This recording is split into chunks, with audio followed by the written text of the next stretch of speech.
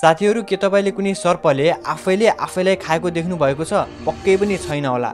यो सर्पहरुमा हुने एक निकै रियर फेनोमेनन हो जसलाई ओरोबोरस भनिने गरिन्छ।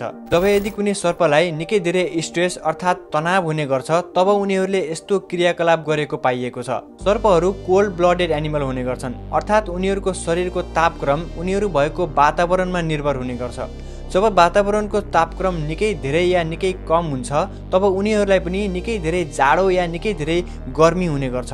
उनीहरुको शरीरले हाम्रो जस्तो टेम्परेचर रेगुलेट गर्न सक्दैन र शरीरको टेम्परेचर चाहिएको भन्दा निकै धेरै या निकै कम भयो भने उनीहरुलाई स्ट्रेस अथवा निकै तनाव फिल हुने गर्छ र उनीहरुको दिमागले राम्ररी काम नै गर्न छोडिदिन्छ। उनीहरुलाई निकै भोक लागे जस्तो हुने, हेलुजिनेसन अर्थात भ्रम हुने जस्ता कुराहरु हुन थाल्छ र आफ्नै पुच्छरलाई शिकार जस्तो मानेर उनीहरुले खान थाल्ने गर्छन् र यदि त्यो समयमा उनीहरुको स्ट्रेस केही गरी कम भइदिएन भने त्यही अवस्थामै उनीहरुको मृत्यु हुने गर्छ।